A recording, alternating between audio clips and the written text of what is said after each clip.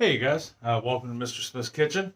I'm Brian, Mr. Smith, and this is not my kitchen, it's my garage. Um, so we are, as you may know, in the middle of unpacking. Well, we're about 80% there. We're also trying to get some things the way we want them around the house. Like we redid some cabinets in the house. I'm sure you'll see this evening. Did some painting and, putting stuff up, but we're getting there. If you're new to my channel, welcome. Glad you found me. If you're returning for more, awesome. I'm glad you came back. Means I'm doing something right. Take my glasses off so we don't have the glare from the lights. Um, Quick synopsis of the channel is Tuesdays we normally just talk about anything, do whatever. Wednesdays we try to cook. Thursdays we try to bake. We also do some canning, food preservation, woodworking, just anything and everything. Fish. I collect fish. Well, I used to collect fish, but I still have lots of fish, and we're hoping to start collecting again. And we just moved, so we're in a new house, and I'm kind of documenting the process of moving. And it's been a lot. I mean, it really has. This was much easier when I was younger. But all the same. So today, I'm putting stuff away in the garage and thought I'd talk to you while I do that. And the big thing I kind of wanted to touch on, there's lots of things I want to touch on. I've had lots of thoughts over the last week. One of my main things is, in case you don't know, I'm a restaurant manager by trade. That's what I do for a living. I manage a pizza shop, and there's lots of aspects to that, and that's been on my mind mostly. I went to a new store that needs some help. It needs some love. It's a good store. It's a great store. The people I have working for me are amazing. I just don't have enough of them. So staffing has been a big concern. Not been any more helped by the pandemic and people not working. And, even though at the moment unemployment is just, I think, a hair under 5%, which is still kind of high, but it's not as bad as it was. We were double digits at one point, as you may know. And so it's getting better, but nobody's coming back to restaurant work, and I kind of get it, but at the same time, I don't. Our industry is, at least the pizza and kind of the fast food industry and the hybrids. Maybe not so much all your full serves. Your higher end sit down waitress. Although my particular pizza shop has servers. Had servers. I don't have any at the moment. And it's geared more towards teenagers who want to work and young adults, college students, people just getting into the business world, things like that. And those people are at a premium right now. And then you've got, places like warehouses and factories that are trying to muscle in on picking up former and current restaurant employees because they know you're able to be on your feet for hours on end. And you move quick. In a restaurant, you move quick. But I have noticed that in some aspects, like when I go in and to open my store in the morning, my day starts at 6:45 in the morning there, and I work an hour away. So every day, 7 days a week, I get up at 5 a.m. Some people think that's nuts, but fact of life, I got kids I got to take to school through the week. Weekends, I open my restaurant, which means I got to be there early. I live a good distance away from my store. I live in a completely different town from where I work. And so that's a challenge. But, people go, why the heck do you go into your restaurant so early? And I have a lot of people ask me that, people who have never worked in a restaurant before. Interesting fact, 1 out of every 6 people, or 4 out of every 10 people, sorry, not 1 out of every 6, 4 out of every 10 people have never, or 6 out of every 10 people have never worked in a restaurant. So only 4 people out of 10 have. So that means that, over half the population in the United States has no clue as to what goes on in a restaurant, and how much work it really is. Um, even like on a Monday, when you would think a restaurant would be slow, and it is a slow day, but let me define a slow day. Just in my restaurant, I may serve 160 people in a 9 hour period. Yeah. And that's not just a little pizza and a drink. That's multiple pizzas. I may make, 180, 190 pizzas on a slow day. On a busy day, like a Friday when everybody eats pizza, I'll have almost 400 tickets. 400 people have ordered to feed their families or themselves or parties or whatever, and we'll make close to 700 pizzas in a given day. So in order to do that, when I have to go in to my restaurant, about 4.5 hours earlier than normal. On a Friday when I open, I get there at 6:30. I have, a delivery to put away. My food and paper truck comes on Fridays, and that could be a 170 piece order. I have to get that put away. I have to, we use pre-made dough shells because we are more than just one pizza shop. My company is multiple pizza shops. We have an actual plant that makes our dough just so we have uniformity in the dough. You find that a lot in, I want to say chain restaurants, basically, which there's a million chain restaurants. To provide uniformity and consistency, you make your own products. And we do that. So, so not only do I have to worry about putting a truck away, I have to worry about making sure I have enough dough put out for the day. I have to get ready for lunch. There are 3 entities that I have to think of on a regular basis outside of my customer and employees. I have to make sure I'm abiding by all the rules of my company. I have to make sure that I am abiding by all the rules of the health department, which means federal, county, and local, which is neat in and of itself. But then I have the Department of Agriculture that I have to pay attention to, and what are their needs. There are a lot of things that go into making a restaurant. Is my product good? Is my product fresh? And I know that sounds like it should be common sense, but it's things you have to think about. I have to make sure I have all that product that we put on our pizzas, that we put on our subs and our salads, ready to go, before 11 o'clock. So I literally have 3 different tables, kitchen table, make table, a sub table, a salad table, which hold all the products to make those items, ready to go. Do I have enough of each of those items? And my pizza shop in particular, the company I work for, we have 27 different items that just go on our pizzas. That doesn't include the 8 different subs we sell, the 8 different salads we sell, and we have 2 different kinds of wings, and then we've got desserts and other sides that go with that. I have to make sure all that stuff's ready to go. Now, that being said, at one time, it wasn't hard to do. I mean, it wasn't horribly hard to do, and I didn't have to go in at 6:30, 7 o'clock. I would choose to. I could go in at 8 o'clock and still be ready to go in 3 hours because every day of the week, I had other people that came in with me, whether it be one at 8 o'clock, one at 9 o'clock, one at 10 o'clock. And you had help, so to speak. I'd have somebody that would come in that would help set up one of the tables, that would also cut up our fresh vegetables because we use fresh vegetables. So there has to be somebody there to cut up the tomatoes, the onions, the bell peppers.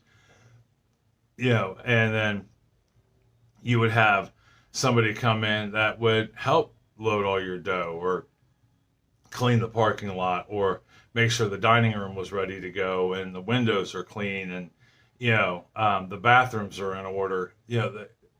You had somebody to do that. Now, with the lack of employees and the ability to get them, that's something I may have to do myself. Some days I have one person that comes in to help me do it, but that's still doing the work of 4 people by either one person or 2. and so that, on top of, if we don't have all that ready to go, and all our ducks aren't in a row, that could mean trouble for us, not even from the customer, but maybe from our office, and not having that right is a reflection on me and how I operate. And I personally, I don't like to fail, especially it's something I've been doing a very long time. Um, and then you may have orders that come in that might be due right when you open or shortly after you open, that you have to also prepare for. I mean, there's a lot that goes into it. And then there's administrative stuff, whether it be responding to customers, responding to somebody that's emailed you from our corporate office. I have to check, make sure all the numbers were good from the day before if I wasn't there. Um, and because we have to look at our food, we have to look at our money, we have to look at, labor, working with minors. There's laws that work with minors. There is a lot that goes into managing, and I don't think people understand quite how much there is. I know for the longest time, people looked at us as, well, you couldn't get a real job. That's what you're doing for a living. Now, as a manager, running a business that makes, $1 or $2 a year, just one store, is a lot of work. It takes a lot of thought and a lot of education. It's not an easy task by any means. So these are things that you need to think about, when, if you don't have an understanding of how a restaurant works. Now, I will say one thing that's getting, I don't want to say old, but kind of annoying is, when customers don't understand that you're understaffed, they think employees just automatically appear, and they don't.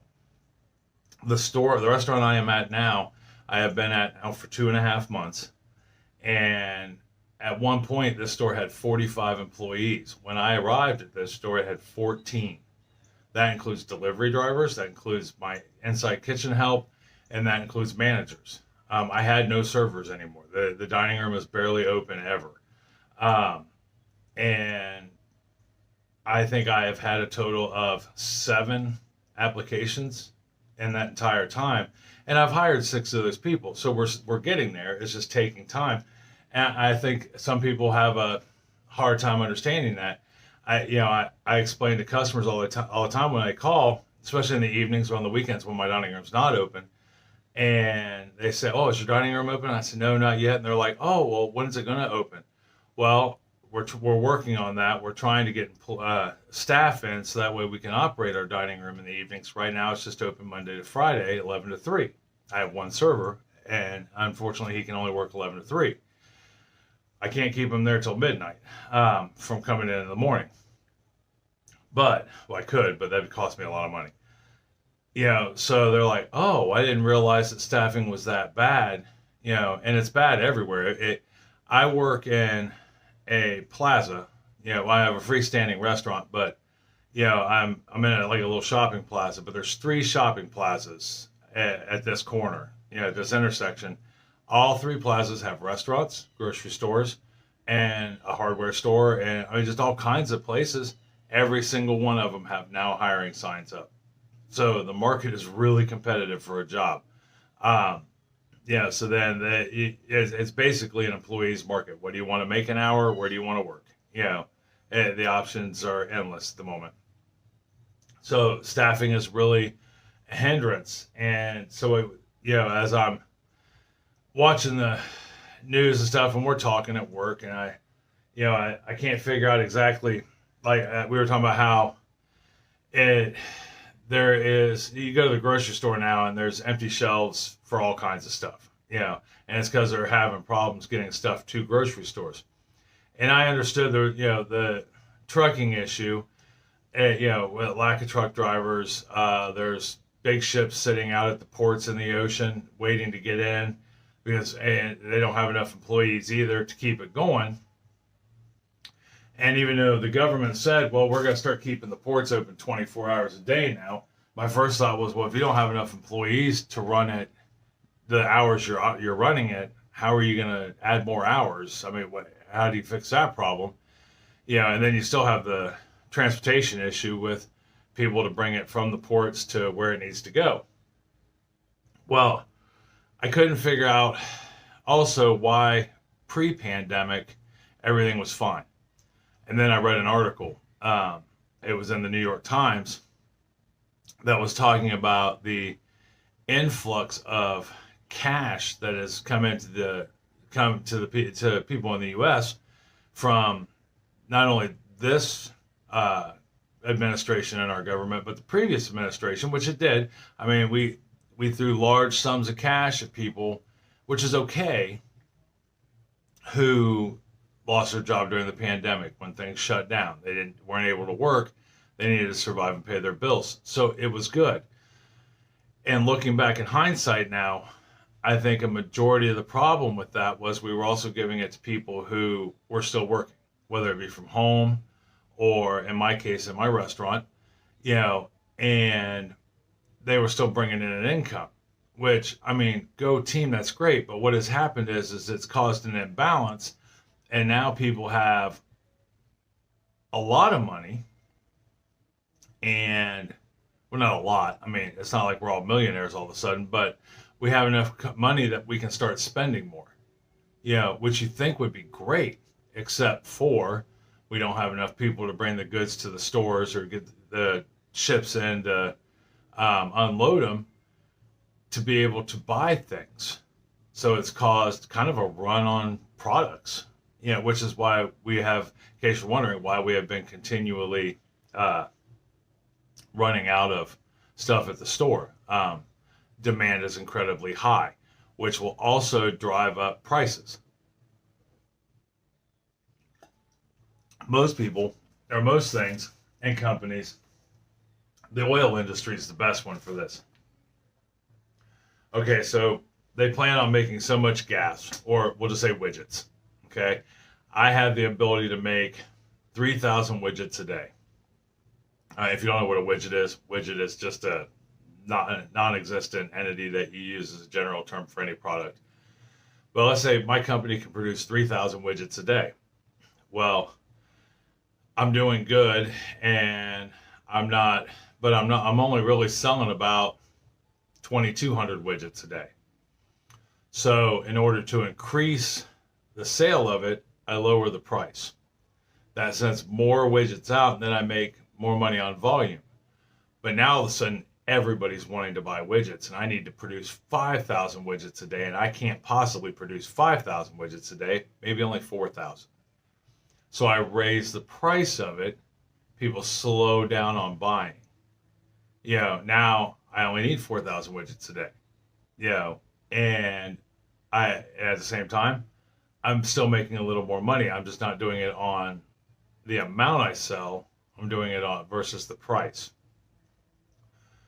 And that's kind of how it works. I mean, almost any major company that makes a base product, widgets, that's how they operate. If you try to buy plexiglass, plexiglass is based on the price of oil. Well, oil is based on the price of oil is based on the demand. If there is a high demand for crude oil, from all sectors, and there's like a bazillion things that are made out of crude oil. If the demand is high, the price goes up, which slows things down, in theory. Now, sometimes that doesn't work. Sometimes demand never goes away. The price shoots up, and it kind of stays there for a good long time until the demand eventually goes down due to not needing it anymore. But, so which is why you see, like, in plexiglass's case, plexiglass is cheap to buy when oil prices are low. Plexiglass is expensive when oil prices are high. And a lot of things are like that. Some companies compensate for that all the way around and just charge one fairly high rate to begin with. And you would never know the difference because it's always consistent. Even fruits and vegetables are kind of the same way. And well, in their case, it's not the inability to grow it. It's the inability to get it to market at the moment that's driving up prices. It's harder to get it to market. It's harder, once again, lack of employees. They're having a hard time, getting employees and keeping them for several different reasons that is a whole other topic in itself for the most part. But, being able to grow it, I mean, the field didn't shrink.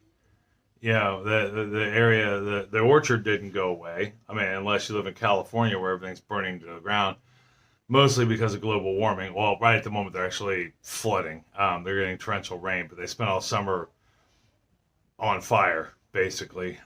Most of the far west did. A couple hundred fires going all summer long. But, they're still growing the same amount of stuff, but they have no way of, they've lost employees due to the pandemic. Some of it immigration. There are several factors at play there. So not only are they having a hard time getting it out of their field, so to speak, possibly, but then getting it to market is almost impossible now. Everything is a balancing act. Everything, and keeping it there is the trick.